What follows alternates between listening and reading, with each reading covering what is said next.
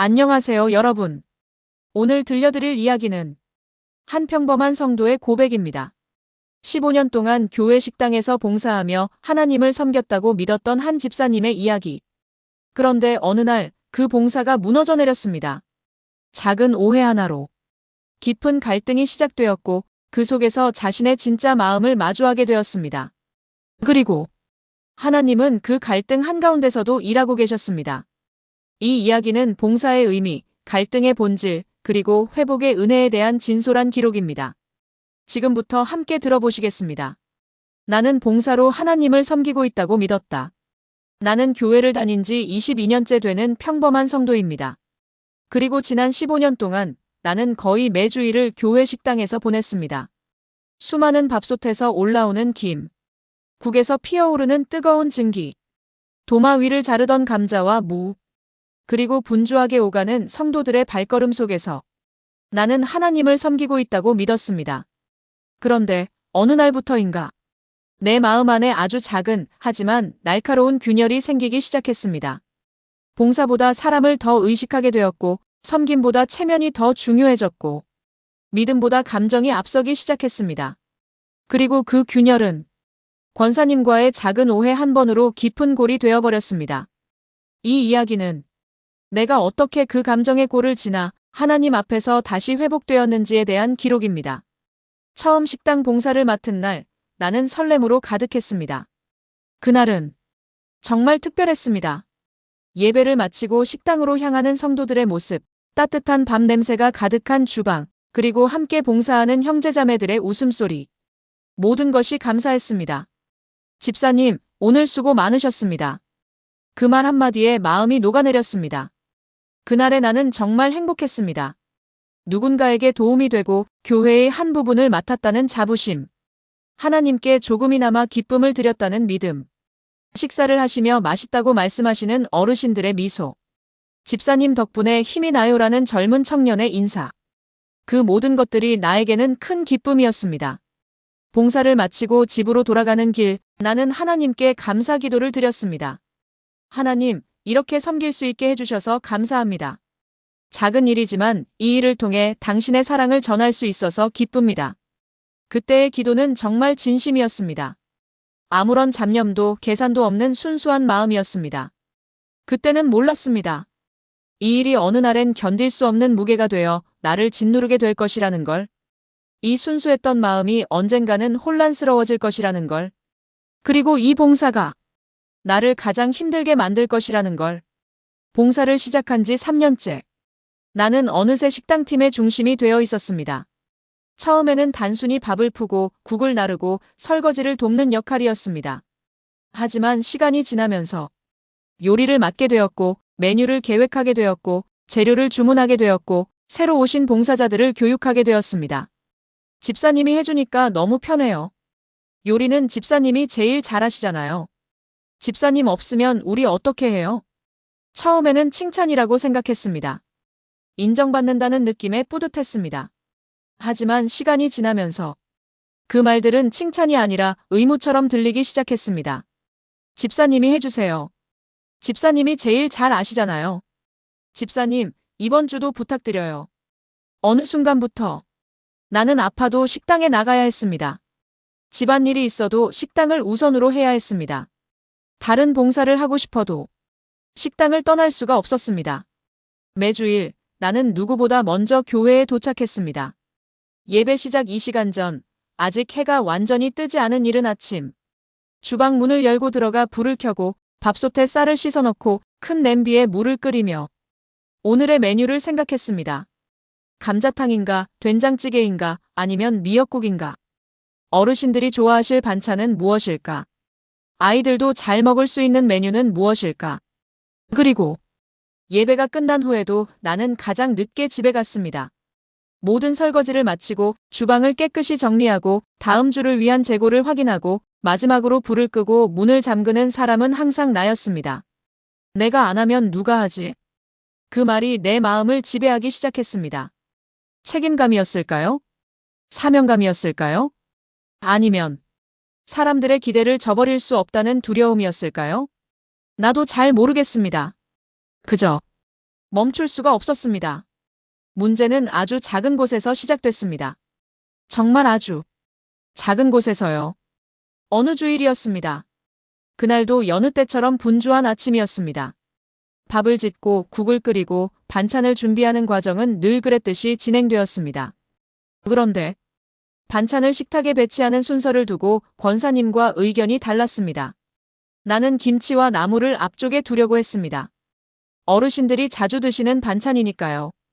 하지만 권사님은 김치를 뒤쪽에 두어야 한다고 하셨습니다. 색깔 배치상 그게 더 보기 좋다고요. 정말 아주 사소한 일이었습니다. 진짜 별것도 아닌 일이었습니다. 어느 쪽으로 하든 큰 차이가 없는 일이었죠. 그런데 그날 권사님의 말 한마디가 내 마음을 건드렸습니다. 집사님, 이런 건 기본이잖아요. 왜 이렇게 해요? 그 순간 내 속에서 무언가가 툭 하고 끊어지는 기분이 들었습니다. 기본이 뭐가 기본이야? 15년 동안 이 일을 해왔는데 내가 기본도 모른다고? 매주 누가 이 시간에 와서 이 일을 하는데? 머릿속으로 수많은 말들이 떠올랐습니다. 하지만 나는 아무 말도 하지 않았습니다. 그저 조용히 반찬 위치를 바꾸었습니다. 그저 반찬 순서를 옮기면 되는 문제였습니다. 1분도 안 걸리는 일이었습니다.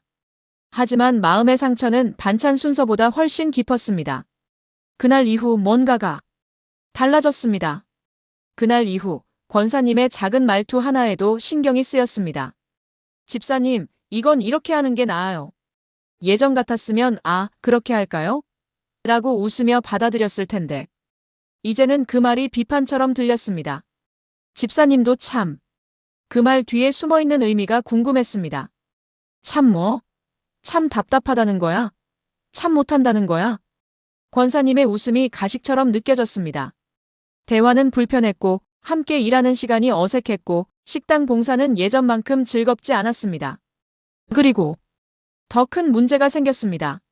나는 점점 기도 시간을 줄였습니다. 아침에 일어나서 기도하던 습관이 사라졌습니다. 오늘도 식당 가야 하는데, 또 권사님 만나야 하는데, 기도보다 걱정이 먼저 떠올랐습니다. 성경 읽기도 줄었습니다. 말씀을 펴놓고 앉아도 집중이 되지 않았습니다. 머릿속에는 온통 주일 봉사 생각뿐이었습니다. 이번 주는 무슨 메뉴를 할까? 권사님이 또 뭐라고 하시면 어떡하지? 다른 봉사자들은 날 어떻게 생각할까? 교회에 가는 것이 부담스럽기까지 했습니다. 주일이 다가오면 가슴이 답답했습니다. 예배가 기쁨이 아니라 의무가 되었고 교회가 안식처가 아니라 전쟁터처럼 느껴졌습니다.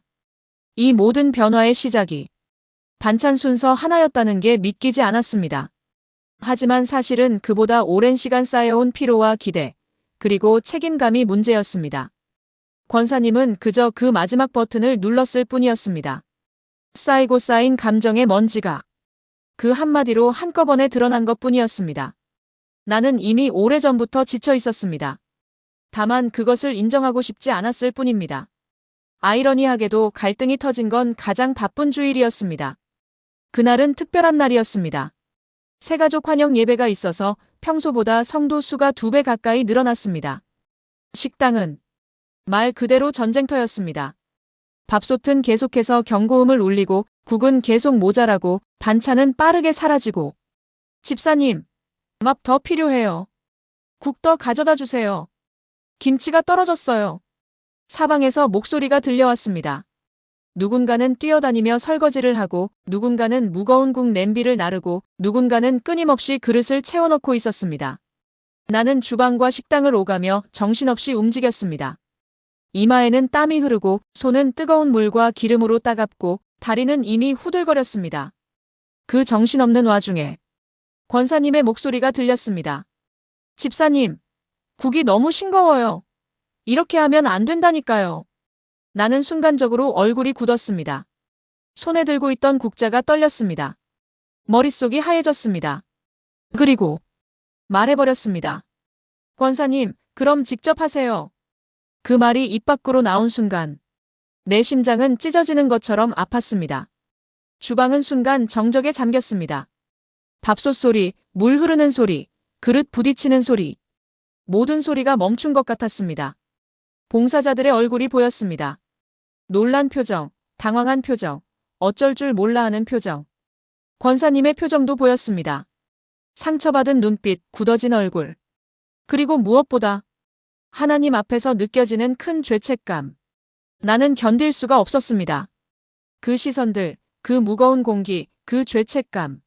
모든 것이 나를 짓눌렀습니다. 나는 앞치마를 벗어던지고 그 자리를 뛰쳐나와 버렸습니다. 복도를 지나고 계단을 내려가고 교회 밖으로 나왔습니다. 밖의 공기는 차가웠지만 내 얼굴은 뜨겁게 달아올라 있었습니다. 그날 집에 돌아오자마자 나는 울었습니다. 참았던 눈물이 터져나왔습니다. 억울했습니다. 나는 그렇게 열심히 했는데 15년 동안 한 번도 거르지 않고 나갔는데 아파도 힘들어도 집안일이 있어도 항상 봉사했는데 분노도 느껴졌습니다. 왜 나한테만 저렇게 말하는 거야? 다른 사람들은 대충대충 해도 아무 말 안 하면서 내가 뭘 잘못했다고. 하지만 그 무엇보다 죄책감이 컸습니다. 하나님, 제가 교회에서 소리를 질렀습니다. 권사님께 저렇게 말해버렸습니다. 다른 성도들 앞에서 저런 모습을 보였습니다. 나는 방바닥에 엎드려 울었습니다. 베개에 얼굴을 묻고 소리내어 울었습니다. 얼마나 울었을까요? 한참을 울고 나서야 조금 정신이 들었습니다. 그리고 처음으로 이런 질문을 하게 되었습니다. 하나님, 제가 왜 이러는 걸까요? 이 봉사가 정말 하나님을 위한 건가요? 아니면 사람의 기대를 채우려고 한 건가요? 그 질문 앞에서 나는 멈췄습니다. 지난 15년을 돌아봤습니다. 언제부터였을까요? 봉사가 기쁨이 아니라 의무가 된 건, 하나님을 바라보는 게 아니라 사람을 의식하게 된 건, 하나님께 영광 돌리자가 아니라 사람들에게 인정받고 싶다로 바뀐 건, 그리고 나는 진실을 마주했습니다. 나는 하나님보다 사람을 더 의식하고 있었습니다. 하나님께 인정받기보다 사람에게 칭찬받고 싶었던 순간들이 있었습니다. 집사님 최고예요. 그 말이 듣고 싶었습니다. 집사님 없으면 안 돼요. 그 말로 내 가치를 확인하고 싶었습니다. 언젠가부터 나는 하나님 앞에 서는 것이 아니라 사람들 앞에서 연기하고 있었던 겁니다. 헌신적인 집사, 섬기는 일꾼, 모범적인 성도. 그 이미지를 지키기 위해 진짜 내 마음은 어디론가 사라져버렸습니다. 그 고백을 하자 마음이 무너져 내렸습니다. 하나님, 죄송합니다.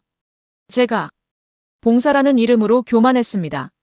섬김이라는 가면 뒤에 인정받고 싶은 욕심을 숨겼습니다. 하나님을 섬긴다고 하면서 정작 하나님은 바라보지 않았습니다. 그날 밤 나는 오랜만에 진짜 기도를 했습니다. 포장되지 않은 가식 없는 날 것의 기도. 하나님, 저 지쳤습니다. 더 이상 혼자 감당할 수가 없습니다. 도와주세요. 다음 날 아침 나는 목사님께 전화를 드렸습니다. 손이 떨렸습니다. 목소리도 떨렸습니다. 목사님, 식당 봉사를 잠시 쉬고 싶습니다. 그 말을 하는 게 얼마나 어려웠는지 모릅니다. 15년 동안 한 번도 쉬지 않았던 봉사를 내가 먼저 쉬겠다고 말하는 것이 마치 도망치는 것 같았고 책임을 져버리는 것 같았고 하나님을 실망시키는 것 같았습니다. 집사님, 그동안 정말 수고 많으셨어요. 충분히 쉬세요. 하나님은 집사님이 쉬는 동안에도 일하실 거예요. 그 말에 또 눈물이 났습니다. 나는 결국 4주간 봉사를 쉬었습니다. 처음 일주일은 정말 이상했습니다. 주일 아침 알람이 울리지 않아도 눈이 떠졌습니다. 습관적으로 일어나 옷을 갈아입으려다가 오늘은 주방에 안 가도 되는구나. 그 생각에 다시 침대에 누웠습니다. 그런데 마음이 편치 않았습니다. 지금쯤 주방에서는 누가 밥을 하고 있을까? 국은 제대로 간이 맞을까? 권사님은 어떻게 지내실까? 죄책감과 걱정이 계속 머릿속을 맴돌았습니다. 하지만 2주차부터는 달랐습니다. 나는 예배에 집중할 수 있었습니다. 평소에는 예배 중에도 머릿속으로 봉사 준비를 했습니다. 오늘 예배 끝나면 밥 몇 소틀 해야 하지. 반찬은 뭐가 모자랄까. 찬양을 부르면서도 설교를 들으면서도 항상 주방 생각을 했습니다. 그런데 이제는 찬양이 진짜 찬양으로 들렸습니다. 주님의 사랑은 변함없고 그 가사가 내 마음에 스며들었습니다. 설교 말씀도 귀에 들어왔습니다. 수고하고 무거운 짐진 자들아 다 내게로 오라. 그 말씀이 나를 위한 말씀처럼 느껴졌습니다. 예배가 끝나고 집으로 돌아오는 길. 나는 하나님께 감사 기도를 드렸습니다. 하나님, 이게 예배구나. 제가 그동안 놓치고 있었던 게 이거구나. 3주차가 되자 나는 새로운 것을 발견했습니다. 주일에 여유가 생기니까 다른 성도들과 대화할 시간이 생겼습니다. 집사님, 요즘 얼굴이 밝아지셨어요. 좀 쉬시니까 좋으시죠? 봉사도 중요하지만 집사님 건강이 더 중요하죠. 성도들의 따뜻한 말들. 그동안 나는 그들과 제대로 대화한 적이 없었구나. 식당에서 밥을 나눠주는 것만이 섬김인 줄 알았는데 이렇게 함께 웃고 이야기 나누고 기도해주는 것도 섬김이구나. 4주차가 되었을 때 나는 깨달았습니다. 봉사를 멈춘 것이 아니라 하나님께로 돌아가는 시간을 얻은 거였구나. 멈춤은 포기가 아니었습니다. 멈춤은 도망이 아니었습니다. 멈춤은 은혜였습니다. 하나님이 주신 회복의 시간이었습니다. 쉬는 동안 나는 많은 것을 정리했습니다. 일기를 썼습니다. 기도 노트를 만들었습니다. 성경을 천천히 읽으며 묵상했습니다. 그리고 용기를 냈습니다. 권사님을 만나기로 마음먹었습니다. 한 달 후 어느 수요일 저녁이었습니다. 나는 교회 기도회에 참석했습니다. 기도회가 끝나고 사람들이 하나둘 집으로 돌아갈 때 누군가 내 어깨를 톡톡 두드렸습니다. 돌아보니 권사님이었습니다. 순간 심장이 쿵 하고 내려앉았습니다. 권사님도 긴장한 표정이었습니다. 어색하지만 따뜻한 미소를 지으며 말씀하셨습니다. 집사님, 잠깐 시간 괜찮으세요? 나는 고개를 끄덕였습니다. 목소리가 나오지 않았습니다. 우리는 교회 뒤편 벤치에 나란히 앉았습니다. 가을 저녁에 차가운 바람이 불었습니다. 한참 동안 아무도 말이 없었습니다. 그리고 권사님이 먼저 입을 여셨습니다. 집사님, 제가 말을 참 거칠게 했던 것 같아요. 생각해보니 제가 너무 제 방식만 고집했더라고요. 집사님이 얼마나 오랫동안, 얼마나 열심히 봉사하셨는데 저는 그걸 당연하게 여기고 감사할 줄도 몰랐어요.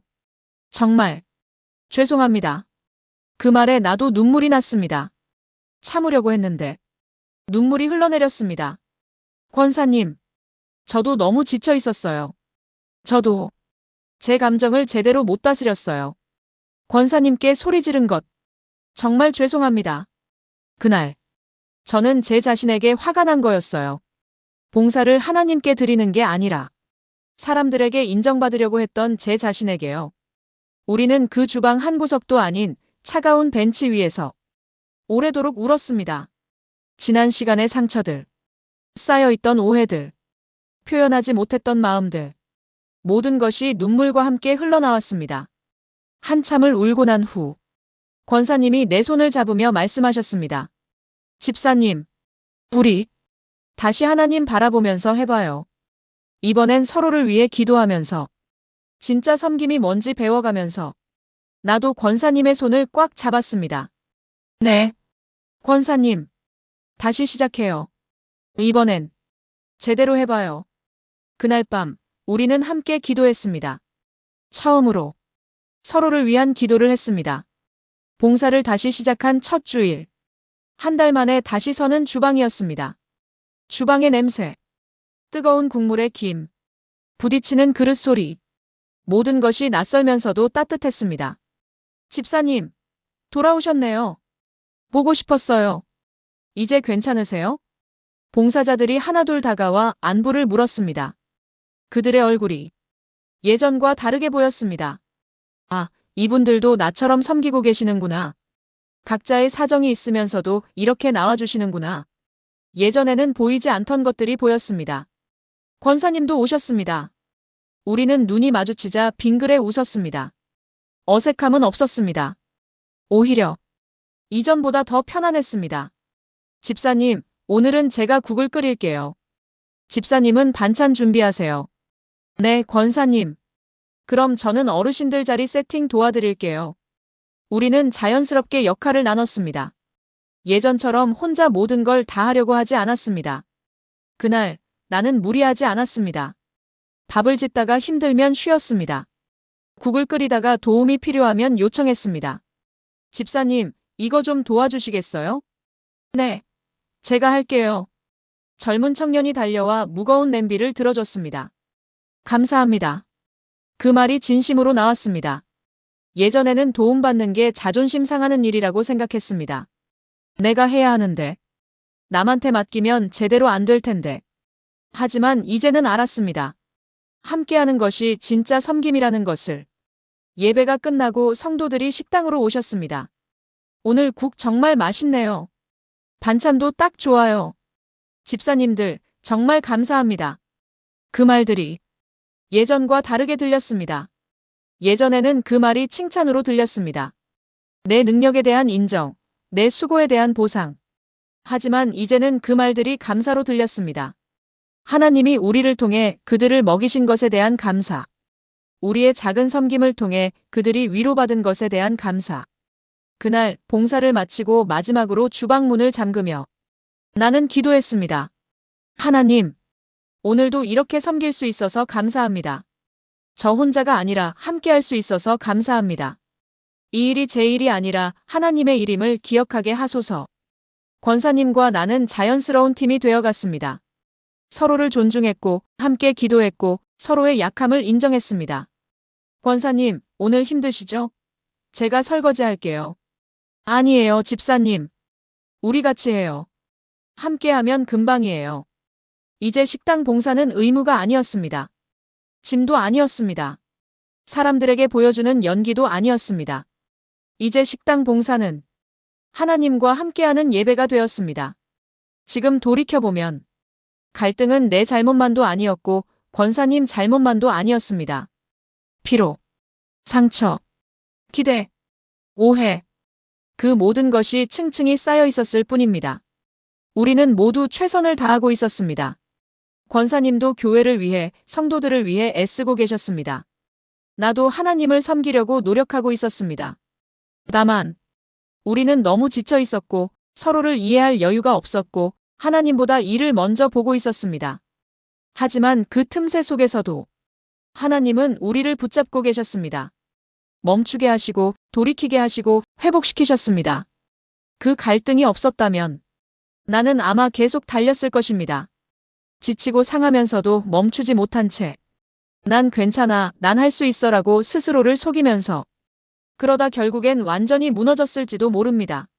하나님은 그 갈등을 사용하셨습니다. 내 안의 교만을 깨뜨리기 위해, 진짜 섬김이 무엇인지 가르치시기 위해, 혼자가 아니라 함께 해야 함을 깨닫게 하시기 위해. 나는 이제야 깨닫습니다. 봉사는 일을 해내는 게 아니라 하나님의 사랑을 전하는 과정이라는 것을. 완벽하게 해내는 것보다 함께 나누는 것이 더 중요하다는 것을. 사람들에게 인정받는 것보다 하나님 앞에 바로 서는 것이 우선이라는 것을. 그리고 그 사랑은 기쁨이든 갈등이든 성공이든 실패든 건강할 때든 지칠 때든 그 어떤 순간에도 우리를 떠나지 않는다는 것을. 지금도 나는 매주 식당 봉사를 합니다. 여전히 새벽에 일어나 주방에 갑니다. 여전히 밥을 짓고 국을 끓이고 반찬을 준비합니다. 하지만 마음이 다릅니다. 예전에는 내가 해야 해였다면 이제는 함께 할 수 있어서 감사해입니다. 예전에는 사람들이 뭐라고 할까였다면 이제는 하나님, 이 일을 받아주세요입니다. 권사님과 나는 지금도 가끔 의견이 다릅니다. 반찬 순서를 두고 메뉴를 두고 작은 것들로 의견이 엇갈립니다. 하지만 이제는 다릅니다. 권사님, 그 방법도 좋네요. 이번엔 그렇게 해볼까요? 집사님, 이번엔 집사님 방식대로 해봐요. 제가 배우고 싶어요. 우리는 서로를 존중하는 법을 배웠습니다. 그리고 무엇보다 우리는 서로를 위해 기도하는 사이가 되었습니다. 주중에 권사님에게서 문자가 옵니다. 집사님, 오늘 기도 중에 집사님 생각이 나서 기도했어요. 평안하시죠? 나도 답장을 보냅니다. 권사님, 감사합니다. 저도 권사님 위해 기도할게요. 이것이 진짜 동역이구나. 이것이 진짜 섬김이구나. 하나님은 그 깨진 관계 속에서도 일하고 계셨습니다. 우리의 실수와 연약함을 통해서도 더 아름다운 것을 만들어가고 계셨습니다. 이 이야기를 듣고 계신 여러분께 묻고 싶습니다. 당신의 봉사는 안녕하신가요? 혹시 지쳐있지는 않으신가요? 혹시 의무처럼 느껴지지는 않으신가요? 혹시 하나님보다 사람을 더 의식하고 계시지는 않으신가요? 만약 그렇다면 멈춰도 괜찮습니다. 쉬어도 괜찮습니다. 하나님은 당신이 쉬는 동안에도 일하십니다. 당신이 없어도 하나님의 일은 계속됩니다. 오히려 당신이 쉬는 동안 하나님이 당신을 회복시키실 수 있습니다. 혹시 누군가와 갈등이 있으신가요? 용기를 내세요. 먼저 손을 내미세요. 그것이 약함이 아니라 강함입니다. 그것이 패배가 아니라 성숙입니다. 하나님은 그 대화 속에서도 일하실 것입니다. 그리고 기억하세요. 봉사는 일을 해내는 것이 아닙니다. 사랑을 나누는 것입니다. 완벽함을 보여주는 것이 아닙니다. 함께하는 것입니다. 인정받기 위함이 아닙니다. 하나님을 기쁘시게 하기 위함입니다. 당신이 지금 어떤 자리에서 섬기고 계시든, 찬양팀이든 주일학교든 청소든 기도든 그 섬김이 기쁨이 되기를 바랍니다. 의무가 아니라 은혜가 되기를 바랍니다. 그리고 그 모든 순간에 하나님이 함께하심을 느끼시기를 바랍니다. 오늘 이 이야기가 지친 누군가에게는 위로가 되고 갈등 중인 누군가에게는 용기가 되고 회복을 원하는 누군가에게는 소망이 되기를 기도합니다. 하나님은 지금도 당신의 이야기 속에서 일하고 계십니다. 감사합니다. 교회 식당 봉사에서 시작된 감정의 골, 하나님은 어떻게 회복시키셨을까? 이야기를 들어주셨습니다. 이 이야기가 여러분의 마음에 작은 울림이 되었기를 바랍니다. 구독과 좋아요는 큰 힘이 됩니다. 여러분의 이야기도 댓글로 나눠주세요. 함께 기도하겠습니다. 다음 이야기로 다시 찾아뵙겠습니다. 평안하세요.